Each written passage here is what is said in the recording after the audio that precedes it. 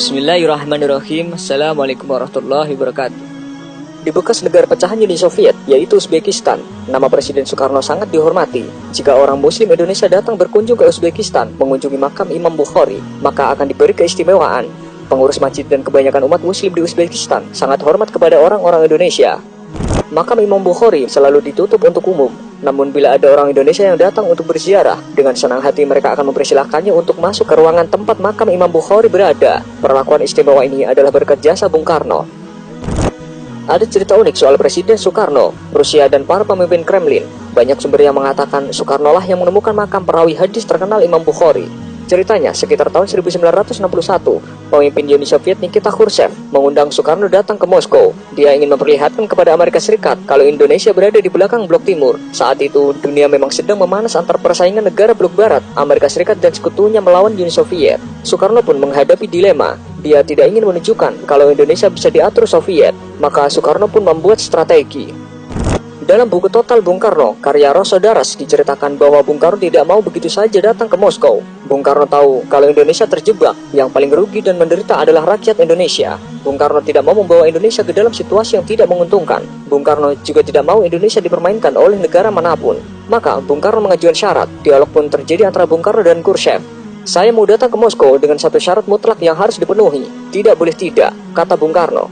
Khrushchev pun balik bertanya, apa syarat yang Paduka Presiden ajukan? Bung Karno menjawab, temukan makam Imam Bukhari, saya ingin menziarahinya. Tentu saja Khrushchev yang komunis tulen pun sangat bingung. Siapa Imam Bukhari, pikirnya. Khrushchev segera memerintahkan pasukan elitnya untuk menemukan makam yang dimaksud. Ternyata hasilnya nihil. Khrushchev kembali menghubungi Bung Karno. Maaf Paduka Presiden, kami tidak menemukan makam orang yang Paduka cari. Apa Anda berkenan mengganti syarat Anda? Bung Karno pun tersenyum sinis. Kalau tidak ditemukan, ya sudah, saya urungkan niat untuk ke negara Anda. Mendengar pernyataan Bung Karno, sontak membuat kuping Khrushchev panas memerah.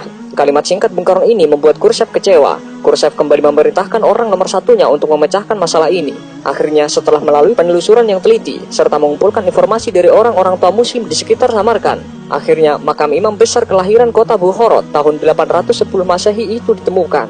Imam Bukhari yang memiliki jasa begitu besar bagi agama dan umat Muslim itu dimakamkan di Samarkand pada tahun 870 Masehi.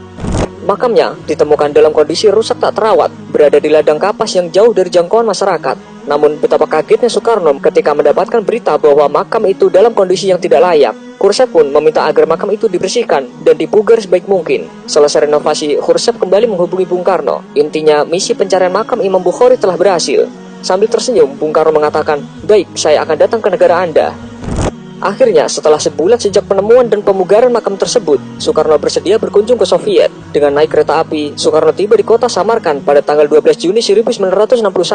Ribuan orang menyambut kehadirannya. Di sepanjang jalan, penduduk menyambutnya dengan meneriakkan nama Indonesia dan Soekarno sambil mengibarkan bendera merah putih. Sehari sebelumnya, puluhan ribu orang juga menyambut kehadiran pemimpin besar revolusi Indonesia ini di kota Tashkent, ibu kota Uzbekistan. Indonesia adalah satu-satunya negara yang hingga kini sangat dihormati oleh penduduk Uzbekistan dan Samarkand khususnya. Sejak Bung Karno tiba pada malam hari, beliau langsung membaca Al-Quran sampai pagi hingga beliau tidak tidur. Saat ditemukan makam dalam kondisi tidak terurus, Soekarno meminta pemerintah Uni Soviet agar segera memperbaikinya. Ia bahkan sempat menawarkan agar makam dipindahkan ke Indonesia apabila Uni Soviet tidak mampu merawat dan menjaga makam tersebut. Dengan emas seberat makam Imam Bukhari akan diberikan sebagai gantinya.